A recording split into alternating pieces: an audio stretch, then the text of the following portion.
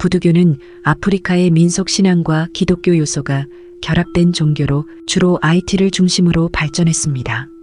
부두교의 신은 최고 신인 본디와 로아 신들이 있는데, 본디는 모든 만물의 창조주를 말하며 시작부터 존재해서 다른 것들이 모두 사라진 후에도 무한한 존재로 남아있는 거대한 신입니다. 어찌 보면 우주처럼 느껴지기도 하죠. 로아는 여러 신들이 존재하며 부두교에서 중요한 역할을 하는 신들입니다. 신의 중개자로서 인간과 소통하며 인간의 다양한 영역을 관리하고 지배합니다. 그 중에서도 부두술로 가장 유명한 신은 전염병과 질병의 신이며 부정적인 에너지와 파멸을 담당하는 바발루아이가 있습니다. 주로 사악한 주술행위를 할 때 대부분 이 여신에게 빌게 됩니다.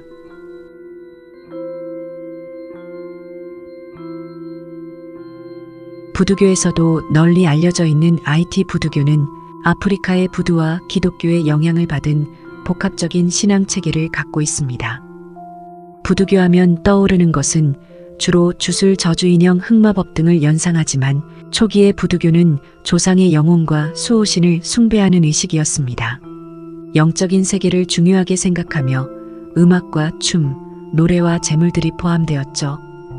아이티 부두교는 프랑스 식민지 시대에 형성되었는데, 17세기부터 18세기 사이에 프랑스 노예로 끌려간 아프리카인들이 부두 신앙을 가져오면서 자리 잡게 되었습니다.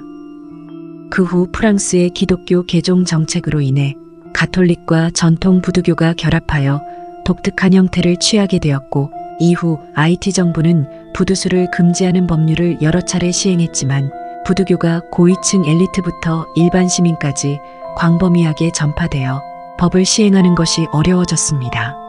결국 부두교는 아이티의 지배적인 신앙 체제가 되어 오늘날 아이티인의 대다수가 부두교를 믿고 실천하는 것으로 알려져 있습니다.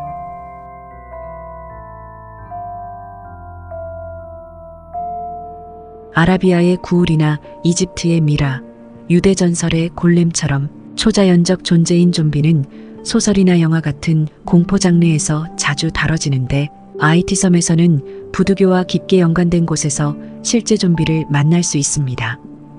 좀비는 죽은 사람을 정신과 영혼 없이 되살리는 부두교의 주술 중 하나로 가장 흥미롭고 복잡한 의식 중 하나로 여겨집니다. 다양한 문헌에 의하면 아이티 좀비는 이미 죽었으나 무덤에서 꺼내져 마법으로 기계적인 모습을 부여받은 영혼 없는 인간의 시체로 정의하고 있습니다. Moun sa vini di bon vle moun sa pedi.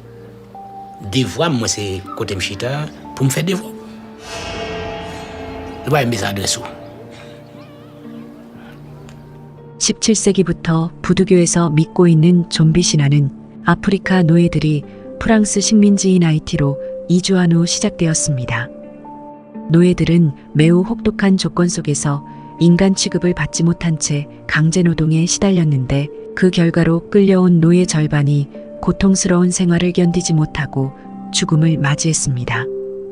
프랑스인들은 일꾼 부족으로 또다시 아프리카 노예들을 데려왔지만, 극심한 노동과 잔인한 대우로 많은 사람들이 죽고 다시 보충하는 일이 반복되었습니다. 부두주술사는 이를 막기 위해 신선한 시체를 사용해서 되살리는 좀비 의식을 시작했다고 전해집니다. 지금도 아이티에서는 사악한 마법사나 주술사에 의해 사로잡힌 좀비가 많이 있다고 믿고 있습니다.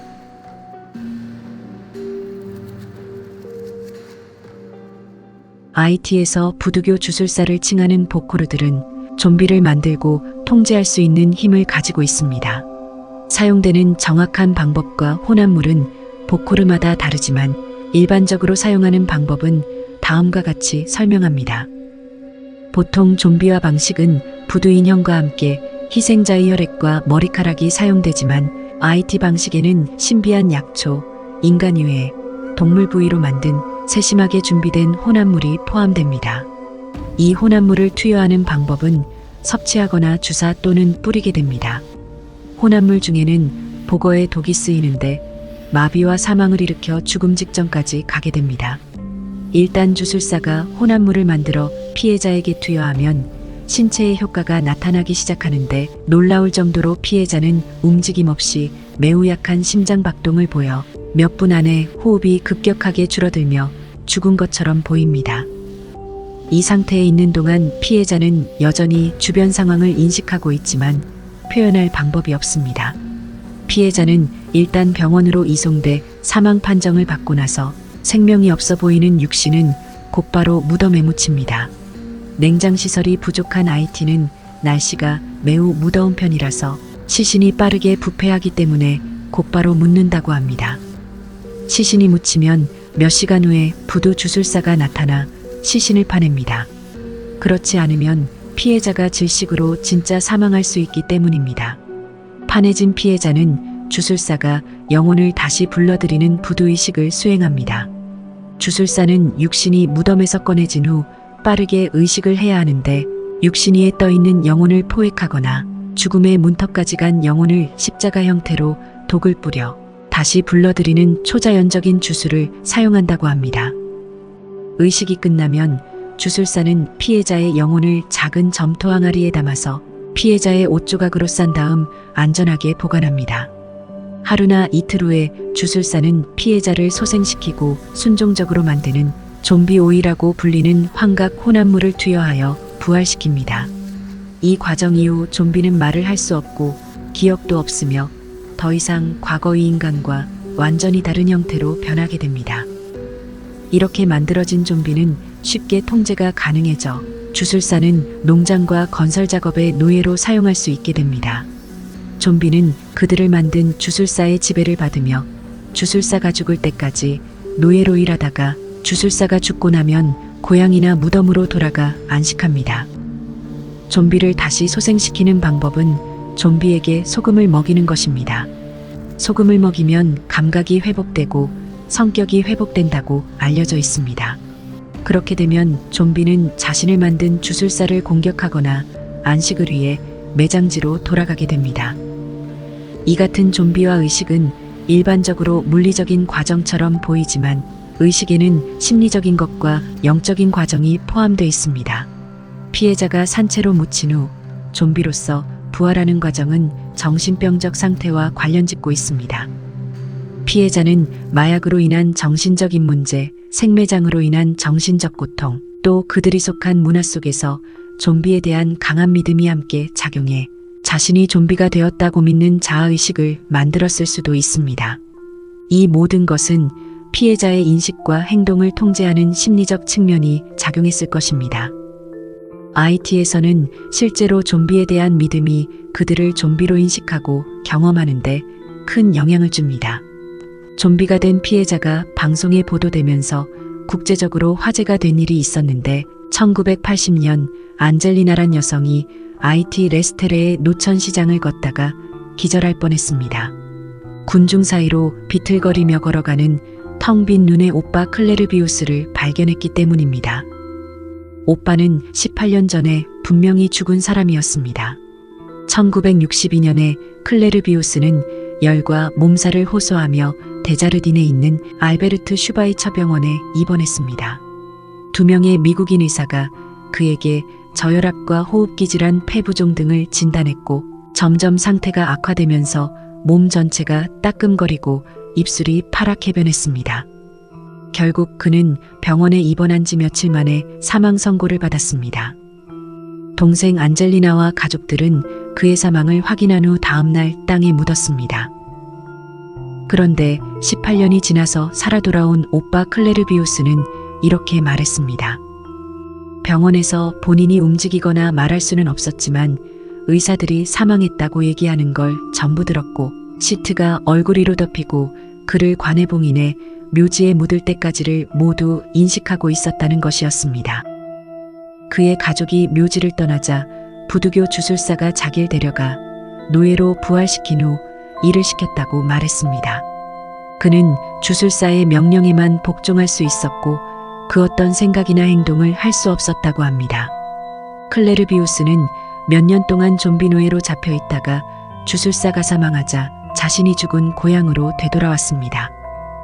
그리고 극적으로 동생을 만나고 무려 14년을 더 살았습니다.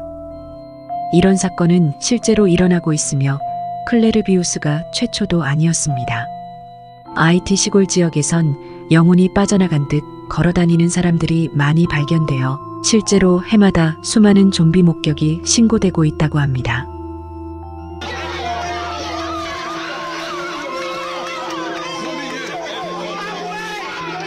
좀비란 단어의 대중화는 1929년 여행작가 윌리엄 시브룩이 IT 부두교와 좀비에 관한 저서 마법의 섬을 발표하면서부터였습니다.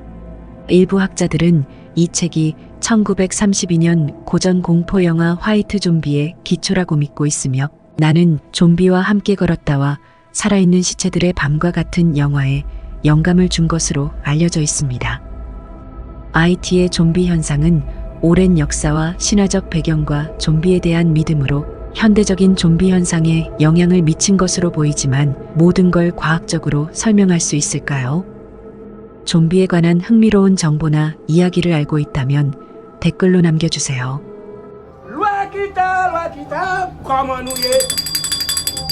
Beaucoup pas gon façon de battre un monde. Ou ka gan ba qui accompagne yo et qui capable bondir empêchement mais c'est pour toi tomber. Cependant, soit mon été couché, li mouri, il pas mourir vrai, me saute dit ça déjà. Yo à l'enterrer ou à li fil.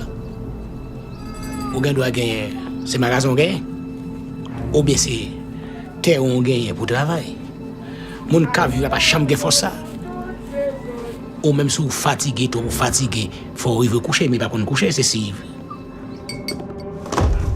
Métu La Charles, première, nous déjeunons en novembre 1983. Et puis, on a eu Wilfrid. Ça, c'était Wilfrid. C'est là même, c'est dans le sud du sorti. Donc, ça m'a été jeune, l'MT. Et puis, Jeanne.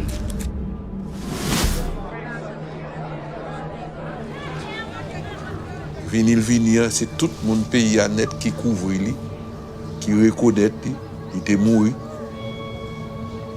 C'est les aliments qui gens l'enterré, que il de tout ça, tout le monde a dit. Ni les a mis dans le séquel, il de tout bagaille à l'enterré. Attendez, alors que l'on dit chaque là, mais que l'on dit que l'on dit que longtemps qu'on est que c'est qu'il longtemps, c'est couverture et puis on clou. Soit clou, soit on clou, on vis, et c'est-à-dire clouer clou à piquer là, à bouche. Son miracle, il a fait lever, parce que nous déconnons le démon.